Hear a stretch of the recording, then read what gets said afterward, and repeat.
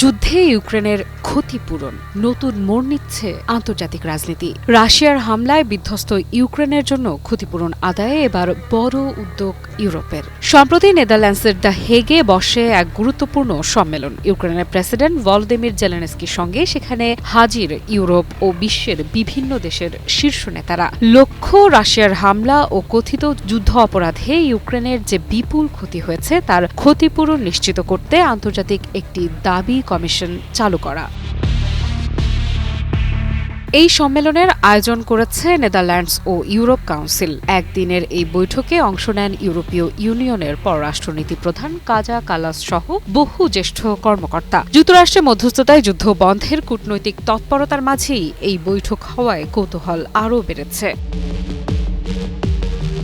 2022 সালের ফেব্রুয়ারিতে রাশিয়ার সর্বাত্মক আগ্রাসনের পর থেকে ইউক্রেনে চলছে রক্তক্ষয়ী যুদ্ধ। লাখো মানুষ বাস্তুচ্যুত, শহর ধ্বংস, অর্থনীতি বিপর্যস্ত। এই ক্ষতির হিসেব কে দেবে, এই প্রশ্নই আজ ইউরোপের আলোচনার কেন্দ্রে। নেদারল্যান্ডসের পররাষ্ট্রমন্ত্রী ডেভিড ভ্যান উইল স্পষ্ট ভাষায় বলেন, জবাবদিহি ছাড়া কোনো সংঘাতের পূর্ণ সমাধান সম্ভব নয়। তার মতে জবাবদিহির একটি বড় অংশ হল ক্ষতিপূরণ। তিনি জানান, আজ যে দাবি কমিশন গঠনের পথে ইউরোপ এগোলো সেটি ইতিহাসের একটি গুরুত্বপূর্ণ পদক্ষেপ। এই কমিশনের সদর দপ্তর হবে নেদারল্যান্ডসে। তাদের কাজ হবে ইউক্রেনের ব্যক্তি, প্রতিষ্ঠান ও সরকারি সংস্থার ক্ষতিপূরণের দাবি যাচাই ও অনুমোদন করা। তবে এখানেই আসে সবচেয়ে বড় প্রশ্ন, এই অর্থ আসবে কোথা থেকে? এ বিষয়ে এখনও চূড়ান্ত সিদ্ধান্ত হয়নি। প্রাথমিক আলোচনায় উঠে এসেছে ইউরোপীয় ইউনিয়নের জব্দ করা রুশ সম্পদ ব্যবহারের প্রস্তাব। পাশাপাশি সদস্য দেশগুলোর আর্থিক অবদানও বিবেচনায় রয়েছে। তবে বিষয়টি আইনি ও রাজনৈতিকভাবে অত্যন্ত সংবেদনশীল।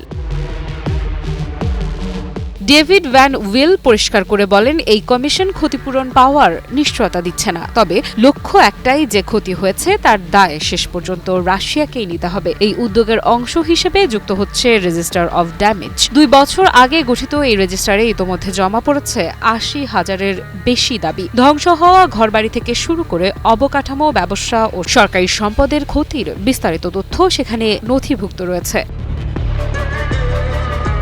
সম্মেলনে বক্তব্য দিতে গিয়ে প্রেসিডেন্ট জেলেনস্কি বলেন, এখান থেকেই শান্তির প্রকৃত পথ শুরু হয়। তার ভাষায়, শুধু যুদ্ধ থামানো বা কোনো চুক্তিতে সই করানো যথেষ্ট নয়। রাশিয়াকে মেনে নিতে বাধ্য করতে হবে যে এই পৃথিবীতে নিয়ম আছে, আর সেই নিয়ম ভাঙলে তার মূল্য দিতে হয়।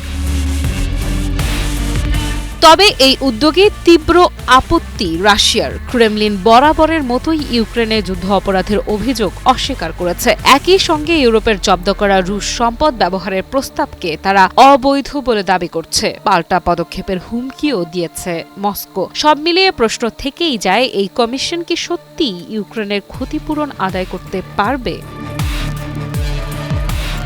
নাকি এটি হবে দীর্ঘ আইনি ও কূটনৈতিক লড়াইয়ের আরেকটি অধ্যায়? উত্তর সময়ই দেবে। তবে ইউরোপের এই উদ্যোগ যে যুদ্ধ পরবর্তী বিশ্ব রাজনীতিতে নতুন মাত্রা যোগ করেছে তা বলাই যায়।